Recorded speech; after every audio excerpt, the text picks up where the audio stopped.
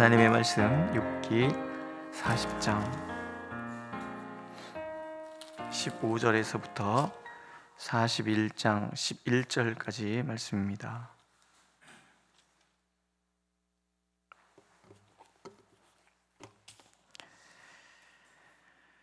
욥기 40장 15절에서 41장 11절 함께 읽겠습니다. 15절 이제 소같이 풀을 먹는 배의 못을 볼지어다. 내가 너를 지은 것 같이 그것도 지었느니라. 그것의 힘은 허리에 있고 그 뚝심은 배의 힘줄에 있고 그것이 꼬리치는 것은 백향목이 흔들리는 것 같고 그 넓적다리 힘줄은 서로 얽혀 있으며 그 뼈는 녹관 같고 그 뼈대는 쇠막대기 같으니 그것은 하나님이 만드신 것 중에 으뜸이라. 그것을 지으신 이가 자기의 칼을 가져오기를 바라노라. 모든 들짐승들이 뛰노는 산은 그것을 위하여 먹이를 내느니라. 그것이 연잎 아래에나 갈대 그늘에서나 늪 속에 엎드리니 연잎 그늘이 덮으며 시내 버들이 그를 감싸는도다. 강물이 소용돌이 칠지라도 그것이 놀라지 않고 요단 강물이 쏟아져 그 입으로 들어가도 태어나니 그것이 눈을 뜨고 있을 때 누가 능히 잡을 수 있겠으며 갈고리로 그것의 코를 꿰을 수 있겠느냐? 내가 낚시로 리워 야단을 끌어낼 수 있겠느냐? 노끈으로 그 혀를 맬 수 있겠느냐? 너는 밧줄로 그 코를 꿰을 수 있겠느냐? 갈고리로 그 아가미를 꿰을 수 있겠느냐? 그것이 어찌 내게 계속하여 간청하겠느냐? 부드럽게 내게 말하겠느냐? 어찌 그것이 너와 계약을 맺고 너는 그를 영원히 종으로 삼겠느냐? 내가 어찌 그것을 새를 가지고 놀듯 하겠으며 내 여종들을 위하여 그것을 메어 두겠느냐? 어찌 장사꾼들이 그것을 놓고 거래하겠으며 상인들이 그것을 거두어 거지겠느냐? 내가 능히 많은 창으로 그 가죽을 찌르거나 작사를 그 머리에 꽂을 수 있겠느냐? 내 손을 그것에게 얹어보라. 다시는 싸울 생각을 못하리라. 참으로 잡으려는 그의 희망은 헛된 것이니라. 그것의 모습을 보기만 해도 그는 기가 꺾이리라. 아무도 그것을 격동시킬 만큼 담대하지 못하거든 누가 내게 감히 대항할 수 있겠느냐? 누가 먼저 내게 주고 나로 하여금 갚게 하겠느냐? 온천하에 있는 것이 다 내 것이니라. 아멘. 욥이 하나님 앞에 한거하죠. 하나님, 말씀해 주십시오. 도대체 내가 뭔 잘못했습니까?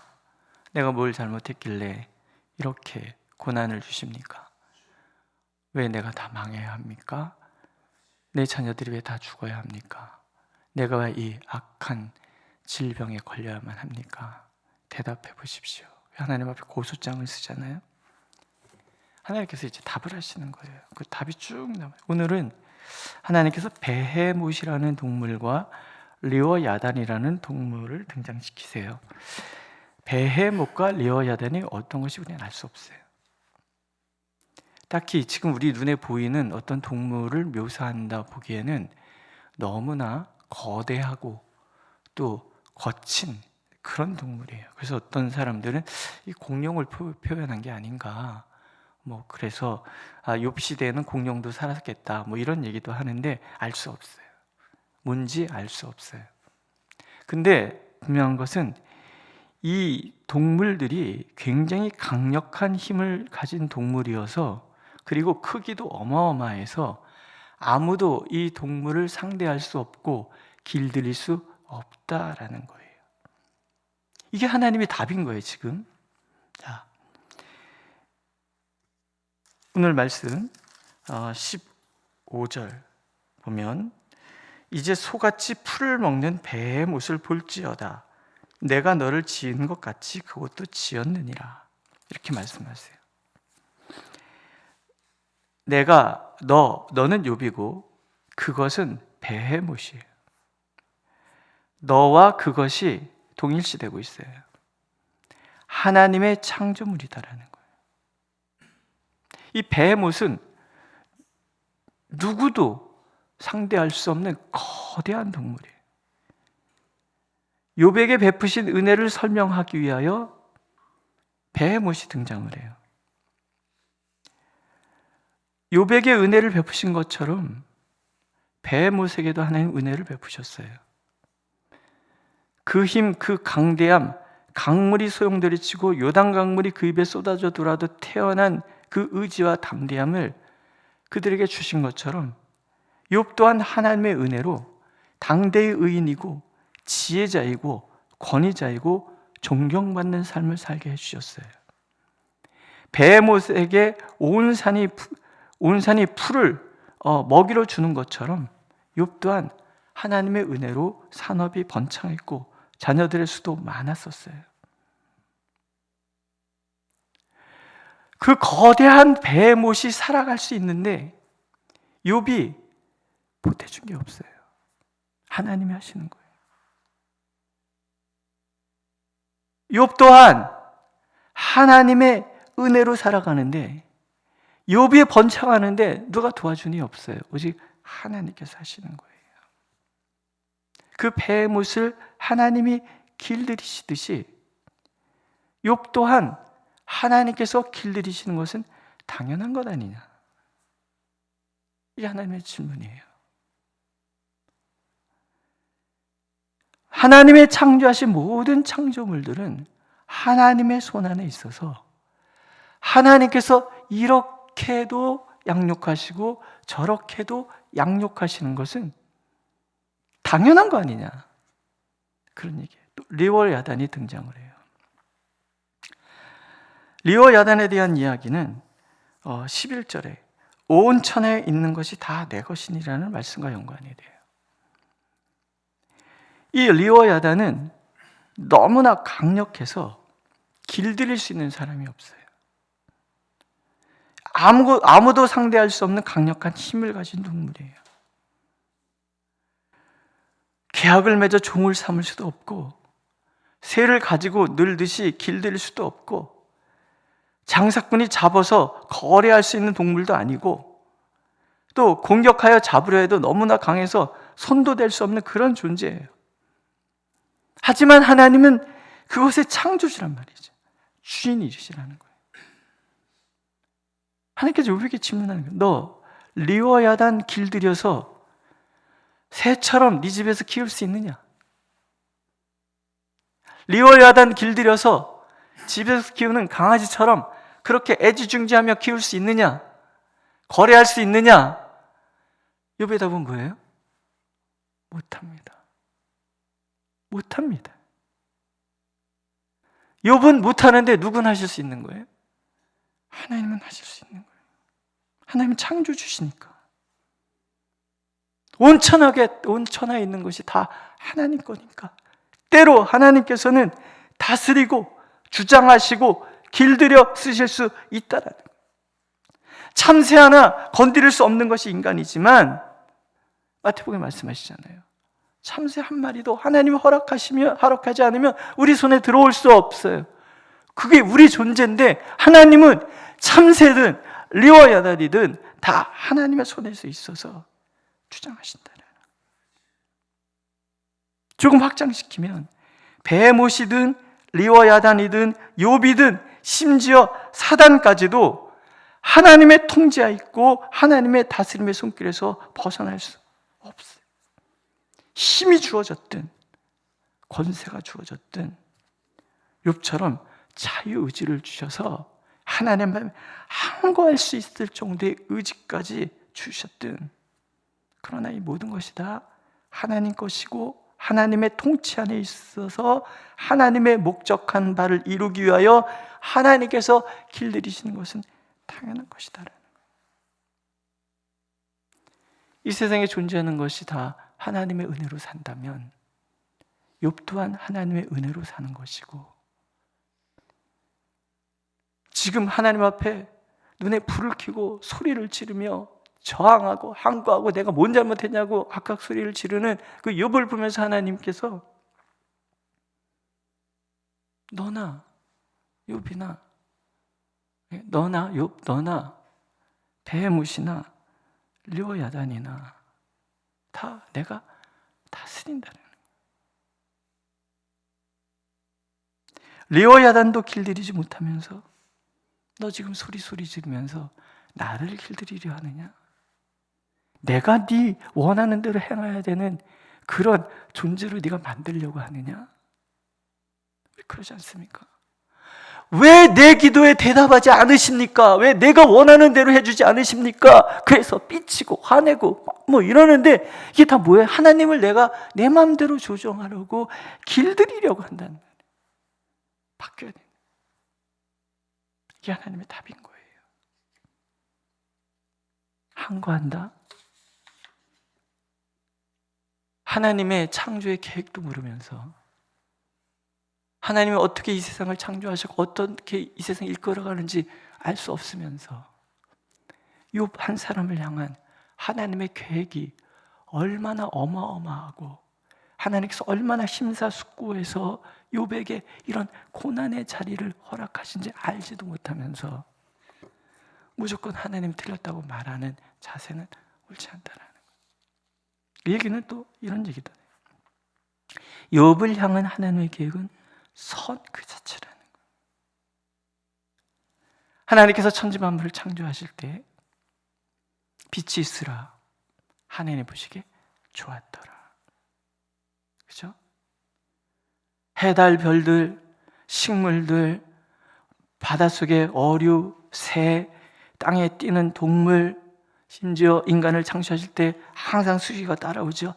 좋았다, 좋았다, 참 좋다, 참 좋다, 참 좋다. 그 얘기는 하나님이 행하시는 일의 목적, 하나님이 나아가시고자 하신 그 방향, 그리고 그 모든 계획의 밑바탕에는 참 좋다라는 하나님의 선이 깔려 있다라는 거예요. 그러니까 우리의 삶 속에서 우리에게 일어나는 모든 일들, 심사숙고해서 나를 인도하시는 그 하나님의 계획에는 참 좋은 하나님의 계획이 담겨져 있는 거예요.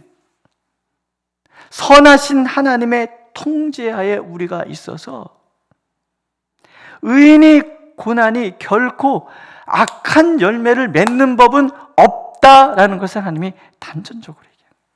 욥이 왜 의인이 고난을 받아야 합니까? 한 거였지만 하나님은 그것이 하나님의 선하신 손길, 욥을 더 귀하고 보배롭고 견고하고 온전한 사람, 이런 얘기를 쭉 하시는 이유는 하나님의 시각으로 바라볼 수 있는 눈을 갖기를 원하시고 하나님의 마음을 이해하는 사람 되기를 원하시고 하나님이 이루고자 하시는 이 땅의 그 구속사에 올라온 그 역사 속에 내가 주인공으로 서기를 원하시는 하나님의 마음. 다듬어지지 않은 사람이 하나님의 일을 할 수 없어요. 다듬어지지 않은 사람이 하나님의 마음을 알 수 없어요. 다듬어지지 않은 사람은 절대로 하나님의 눈을 가질 수가 없어요. 물론 그 과정을 지나가는 우리는 죽을 맛인 건 사실인 거예요. 두렵잖아요. 죽을 것 같고 죽고 싶고. 근데 한 가지, 절대 죽을 수 없어. 왜? 하나님이 나를 잡고 있잖아요. 죽을 것 같지만 죽지 않아요. 죽고 싶은데 죽을 수 없어요. 하나님 나를 꽉 붙들고 있기 때문에. 이 과정이 지나가야 하나님과 동역할 수 있는, 하나님과 상대할 수 있는. 아브라함에게 하나님이 얘기하시잖아요. 아브라함 나의 벗이다. 소돔과 고모라를 진멸하러 가시면서, 심판하러 가시면서 내가 아담에게 감출 게 뭐였냐, 친구같이 하나님하고 아담하고 의논해, 이런 사람을 하나님 찾고 싶은 거예요. 하나님의 마음을 갖고 하나님의 뜻을 다 헤아릴 줄 알아서 아브라함 어떻게 생각해? 하나님 제 생각에는요, 그러냐? 네 생각이 옳다. 그럼 내가 양보하지. 50명 그래 50명, 45명 그래 45명, 30명 아유 그렇지, 20명 네 생각은 그렇게 생각하느냐? 10명 너가 거기까지 생각하는 거야. 그래 내가 네 의견을 들어서 그 도시에서 그 나라에서 10명 찾아볼게. 꼭 찾아볼게. 예레미야 선지자가 통곡하며 하나님의 말씀을 전하는데 아무도 듣지 않아요. 심지어 옥에 갇혔어요. 그런데도 하나님께서 예레미야 찾아와요. 그래서 뭐라 그러세요? 이를 행하는 여호와가 말한다. 너는 내게 부르짖으라. 내가 내게 응답하겠고 내가 알지 못하는 크고 비밀한 일을 가르쳐 줄 것이다. 이 예루살렘 거리, 이 이스라엘 전체에 하나님의 마음을 이해할 수 있는 사람이 한 명밖에 없어. 예레미야. 부탁하는 거예요. 이 민족을 위해서 부르짖어라. 부르짖어라. 내 마음으로 네가 부르짖어라. 내 눈물 네 눈에 있고 내 마음은 네 마음에 있으니 네가 부르짖어라. 내 마음처럼 부르짖어라. 그러면 응답할 것이고 비밀한 일을 보여줄 것인데, 이 민족이 이렇게 망할 수밖에 없었지만 다시 회복되어서 온 나라를, 이 땅을 구원하는 그런 민족으로 다시 거듭나게 될 그날을 내게 보여줄 것이다. 그 한 사람을 하나님은 찾고 싶으신 거예요. 욥이 그 사람이 되는 거죠. 오늘 우리 삶 속에 이러저러한 일들이 있다 그러면 제일 먼저 우리 마음에는 원망이 들어요. 화가 나요. 억울해요. 하지만 더 중요한 거, 우리가 이 과정을 지나갈 때 하나님께서 내게 베푸실 은혜가 있다는 것을 기억하는 거예요. 누구를 통해서? 욥을 통해서 배우는 거예요. 예레미야 선지자를 통해서 배우는 거예요. 수많은 성경 인물들을 통해서 배우는 거예요. 자, 그러면 기꺼이 하나님의 고난 속으로 우리가 들어갈 수 있어요. 하나님의 선하신 손길 안에 내가 지금 붙들려 있다는 걸 믿는다면 지나갈 수 있어요. 고난 속에서도 희망을 찾을 수 있고 고난 뒤의 영광을 기다릴 수 있어요. 히브리서 12장 2절이 말씀하세요. 믿음의 주여 또 온전하게 하신 이인 예수를 바라보자. 그는 그 앞에 있는 기쁨을 위하여 십자가를 참으사 부끄러움을 개의치 아니하시더니 하나님 보좌 우편에 앉으셨느니라. 십자가의 길이 너무 힘들어요.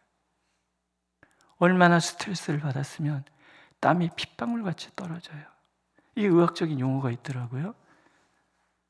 우리가 너무 심하게 스트레스를 받으면 이 땀이 피같이 끈적끈적하게 그렇게 나온대요. 그러니까는 이건 정말 최고난도의 어떤 스트레스 과정을 지나갔다 그런 얘기예요. 예수님이 그렇게 기도합니다. 그런데 그 기도하면서 하나님의 마음, 선하신 손길 안에서 하나님이 계획하시는 것을 보시는 거죠. 기쁨, 하나님께서 주시는 기쁨, 온 백성을, 온 인류를 구원하시고 기뻐하실 하나님의 그 기뻐하시는 그 마음을 보는 그 기쁨, 그 기쁨에 동참하고자 하는 아들의 그 마음. 그래서 내 뜻대로 마옵시고 아버지의 뜻대로 하옵소서. 그리고 침묵하시고 십자가의 과정을 다 견뎌내는 거예요. 하나님이기 때문에, 하나님의 아들이기 때문에 안 아프셨을까요? 살점이 떨어져도 하나님이니까 뭐 그거 참을 수 있지 그럴까요? 아니에요. 제 친구가 덩치가 어마어마하게 큰 애가 있었어요. 어렸을 때 그렇게 탁 때렸어요. 그랬더니 걔가 그래요. 야, 나도 아파. 아픈 거예요. 아픈데 참으시는 거예요. 아픈데 부끄러움을 개의치 않는 거예요. 왜냐하면 이 과정을 지나가야 하나님의 그 기쁨에 내가 도달할 수 있으니까, 그 기쁨에 참여할 수 있으니까. 그래서 의인으로서 속량의 제물이 되시는 거예요. 그 마음이 너무 고마워서 하나님께서 하나님 보좌 우편에 앉으시는 거예요. 우리의 삶이 그렇다는 거죠.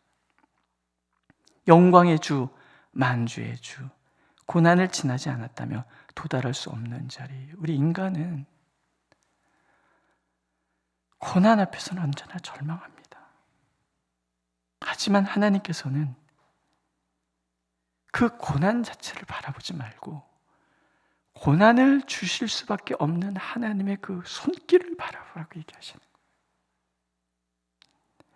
달을 가리켰는데 손가락 바라보지 말고, 바라보는 것처럼 그러지 말고 하나님이 정말 우리를 통해서 이루시고자 하시는 하나님의 그 선하신 계획을 바라보라는 거죠. 그럴 때 주님이 십자가를 견뎌내셨던 것처럼 우리 또한 견뎌낼 수 있는 거예요. 근데 하나님 또한 약속하시잖아요. 그날을 감해 주시겠다. 또 피할 길을 찾을 지혜를 주시겠다. 중요한 것은 하나님께서는 손으로 그 만물을 다스린다는 것이고요. 그 선하신 하나님께서 우리를 선으로 인도해 가신다라는 거예요. 때로는 고난도, 때로는 고난을 견딜 수 있는 힘과 지혜도, 그러면서 우리를 인도해 가신다라는 거예요. 우리의 시선이 하나님의 그 바라보시는 것을 바라볼 수 있는 시선 될 때까지, 우리의 마음이 하나님의 마음을 이해하는 마음으로 성숙해질 때까지, 하나님은 오늘도 참고 입술을 깨물면서 우리를 그렇게 인도해 가신다라는 거예요. 전에 말씀드린 것처럼 아이가 젖을 떼야 될 때 젖을 떼야 되잖아요. 애가 젖 달라고 운다고 젖 먹이는 엄마가 어디 있어요?